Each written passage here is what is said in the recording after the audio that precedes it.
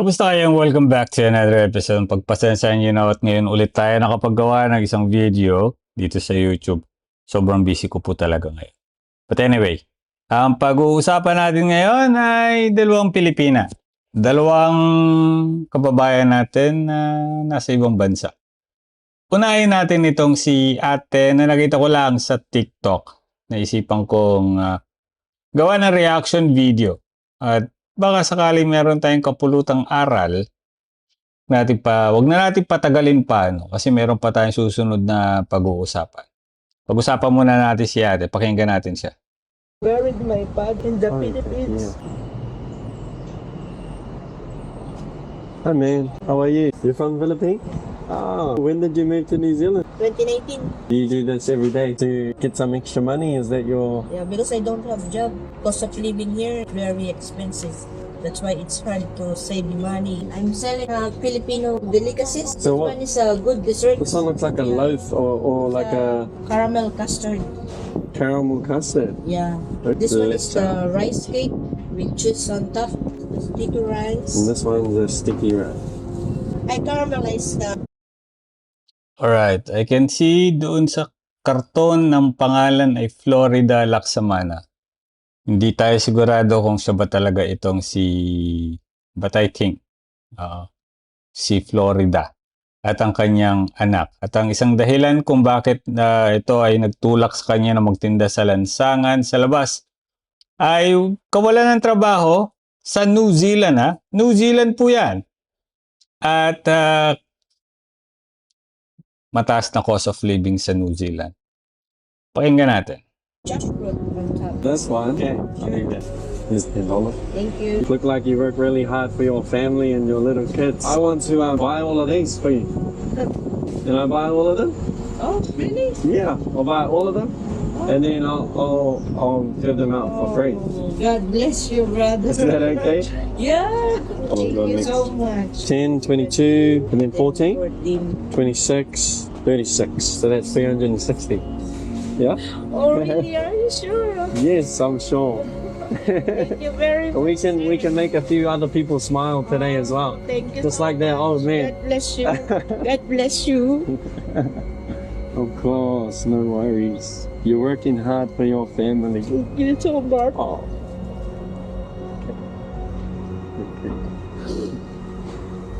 You're a very hardworking mom, and Thank you deserve the blessing. Thank you so much. And you've told me you've been out here, rain, hail, or shine, Yeah. and that's because you love your family. Yeah. So I'm happy to help you. My father passed away last year. I didn't come to Philippines because I don't have job here. Oh, I'll try. I just sent money to bury my father in the Sorry to Philippines. Yeah, sorry to hear. it's really hard here, Mhm.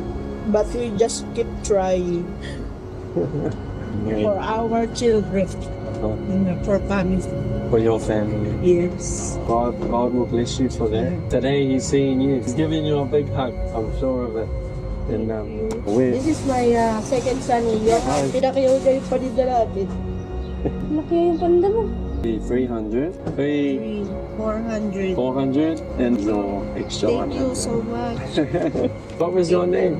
Florida. Please hit share on this video. Johan has been diagnosed with a brain tumor and recently undergone surgery. He can't move his right hand and fingers as well as his foot. His road to recovery will be a long one. So to show support, please share this video or go and donate in the link in our bio. Alright. Meron pang isang problema, na-diagnose ng brain tumor yung anak. But I think it's okay naman yata si Johan, yung anak niya, I think okay naman at nakaka-recover. So napakahirap ng buhay, At kailangan pa niyang magtinda sa labas. Tapos sabi niya, yung kanyang magulang ay, tawag dito, yung tatay niya ay sumakabilang buhay pa, kamakailan lang.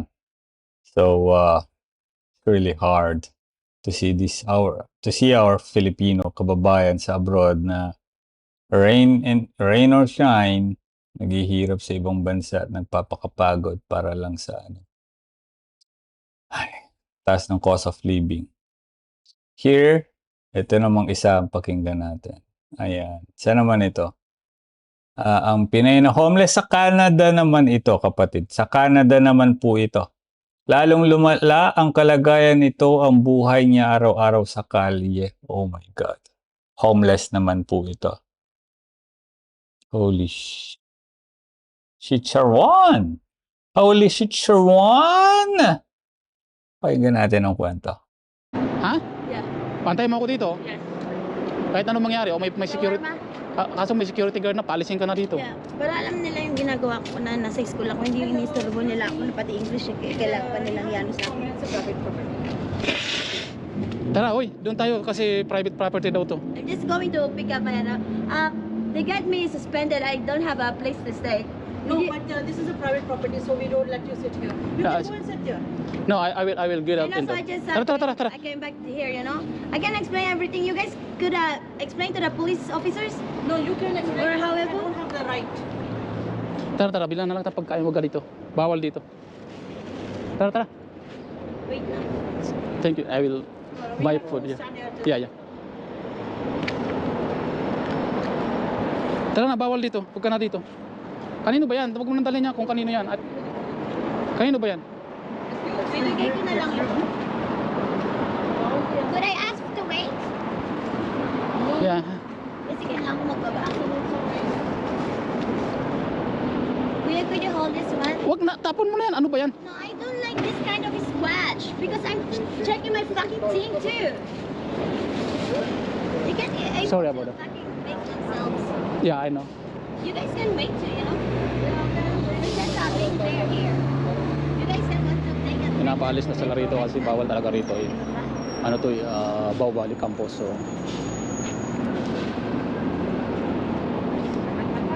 Oh, search camera.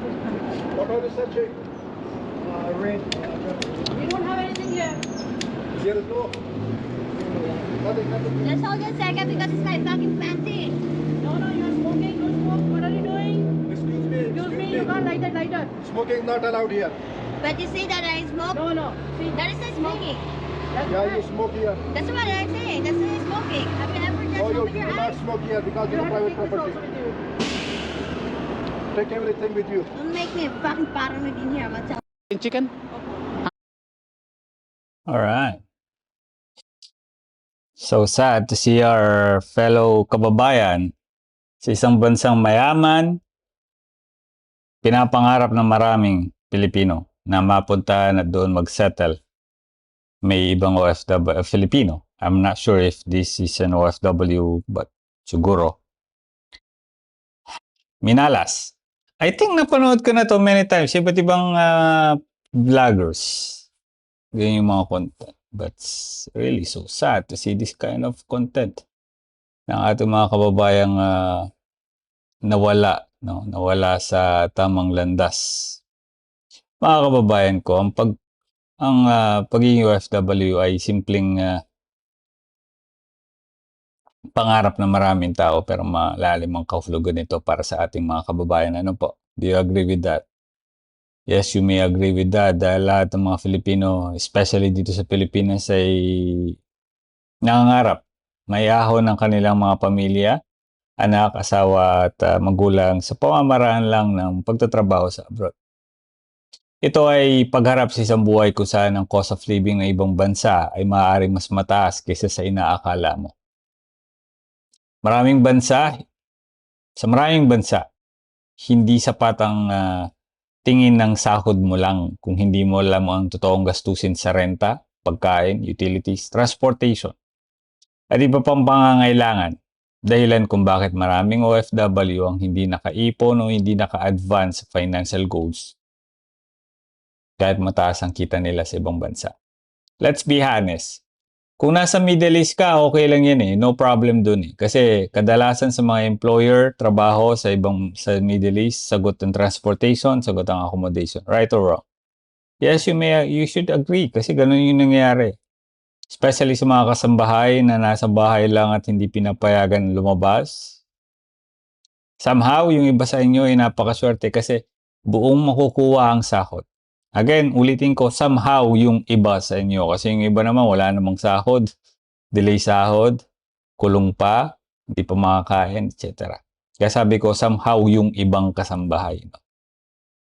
Pero ibahin ninyo ang ibang bansa, lalo na sa western part of the world. Canada, Amerika, sa Europa. Hindi lingid sa inyong kaalaman, kami po ng pamilya ko ay nakabakasyon ngayon dito sa Pilipinas. At tinakasan lang namin ang winter sa UK. Marami sa atin ang naghahangad na maka-experience ng malamig na panahon, malamig na lugar, nag-i-snow.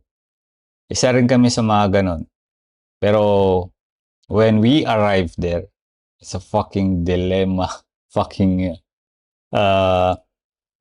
problem para sa amin. You know why? Kasi hindi kami sanay. At mararamdaman mo yung homesickness. Not to mention, kasi kapag kayo po pag po winter, alam niyo naman siguro, mas maikli yung oras na may araw, maliwanag kaysa sa gabi. Mas mahaba yung oras ng gabi. Sa UK kasi, mga pag winter time, 3 p.m. or 4 p.m., madilim na. Sarado na yung mga store, sarado na yung tindahan, yung ibang restaurant, mga maliliit na restaurant. Kaya mararamdaman mo yung homesickness. Kaya kami, bumibili kami ng napakaraming ari-arian lupain sa Pilipinas. Kasi dito na pumapasok yung Plan A at Plan B. Kaya bago po kayo magdesisyon na mag-abroad, isipin mong mabuti ang mga ganitong bagay, gumawa ng mga plano. Dapat may Plan A ka para sa pang-araw-araw na gastusin at living expenses. At may Plan B ka naman para sa mga emergencies, savings at long-term goals tulad ng mga retirement or investment. Plano namin na mag-settle sa UK. But at the same time, yung plano na yon ay meron pang kalahating plano. What if hindi kami tagumpay sa UK? Saan kami dadamputin? Yun yung mga nasa isip ko. When we move in UK, it's not only one plan. We have another plan. Gamitin ang pagkakataon na habang kami po ay nasa UK, sumahod, ipunin ang sahod, mag-create ng maraming negosyo, pumasok sa iba't ibang trabaho, yun yung plano namin eh. And if pala rin kami na maging British citizen, well, jackpot yun. Pero paano kung hindi? Kaya kami bumibili na napakaraming ari-arian sa Pilipinas, lupain. Ang pagkakaroon po ng budget, emergency fund at simpleng financial planning ay hindi po biro. Ito ay paraan para hindi maubos ang sahod mo bago matapos ang buwan o bago makapag-ipon para sa pamilya mo at sa sarili mo. Kung hindi mo pa ito pinagdadaanan o pinag-aaralan, ngayon na po yung panahon para mag-research kayo, magtanong kayo, magsimula kayo ng tamang financial plan bago ka magpadala ng pera o gumawa ng malaking gastos. Hindi ito tungkol sa pag-aalala na sobra mga kababayan ko. Ito ay tungkol sa responsableng paghahanda para sa kinabukasan mo, ng pamilya mo, para hindi kayo tuluyang malubog sa gastusin at wala nang naiipon kapag uuwi ka ng Pilipinas, nganga lang kayo. Tandaan niyo po, sa Pilipinas, the money is relative. Kung may pera ka, may kamag-anak ka. Diba? Pansinin niyo, tanongin niyo yung sarili niyo.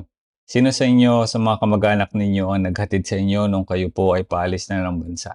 Tumulong sa inyo nung kayo po ay nag-a-apply pa lamang. Nagpahiram sa inyo ng pamasahe. Nagpautang sa inyo ng pang-requirements. Ilan sa inyo? Ask yourself. But then when they knew that you were in abroad already, they thought that you are, para kang umiihi ng pera. Para kang tumatay ng pera. Yun ang mga tingin nila sa inyo, diba? Reality. Diba? Sa abroad, gaya na napanood natin kanina kay ate, cost of living ang issue niya. Wala siyang trabaho. So, siguro naman, alam naman natin, isa lang sa kanila nagtatrabaho marahil, which is yung asawa niya.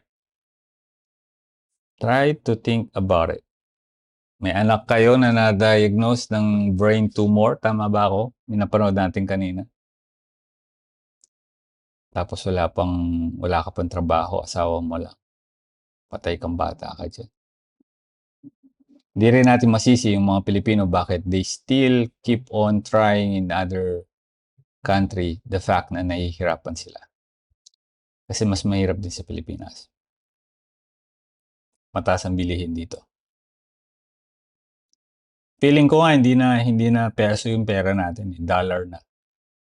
Napakabilis gastusin ng pera sa Pilipinas pero napakahirap kitain. That's reality. Mga kababayan ko, this video serves as a lesson for each and every one of us. Not just me, but all of us. Kung napapanood mo ang video na to, at nakikita mo yung sarili mo sa mga pinagdadaanan ng mga ito, o kung ikaw po ay nakaka-alwan, mas maganda pa yung kinalalagyan mo kaysa sa mga napanood mo ngayon. Ipagpasalamat mo yan, ipagpatuloy mo yan. Kasi may mga Pilipino na gusto nila yung kung nasaan ka. Gets nyo? Kung ikaw naman po ay naghihirap ngayon, tingnan mo ang sarili mo at sa mga napanood mo ngayon, sino mas nakakaahon pa mas okay pa yung sitwasyon? Ikaw ba o sila? Well, siguro naman, mas okay pa yung sitwasyon mo ngayon. Gusto mo ba na dumating sa punto na magaya ka sa kanila? Absolutely not. This is the time that you have to change your pace. It's the time that you have to change everything. Kung sa tingin mo hindi nagwo-workout ang mga plano mo habang kayo ay nasa abroad, then you have to change it. Maniwala kayo. Do not depend on one income lang. Do not. Hindi ako malaking negosyante, no? But I have business. Alam niyo naman siguro 'yon. But that business somehow saved my ass in times of emergency. For real. Find your own business. Yung gusto nyong gawin. Yung mag-e-enjoy ka. Tandaan niyo po yun, ha? Kasi kung magbi-business ka sa isang bagay, susugal ka, mag-i-invest ka sa isang bagay na hindi ka sigurado, hindi mahirap para sa'yo na pag-aralan, dalawang isip ka muna, sigurado ka ba, baka naman masayang lang yung pera mo dyan. Ako, I'm enjoying my business, online ticketing. Because this is what I want, this is what I need, this is what I love to do. Using my mobile phone, using my laptop, anywhere, everywhere, anytime I can book ticket. And money goes so easy. Try to think about it, mga kababayan. Huwag kayong dumepende sa isang sahod nyo lang. That's it for now, mga kababayan ko. See you for another episode. Mabuhay kayo.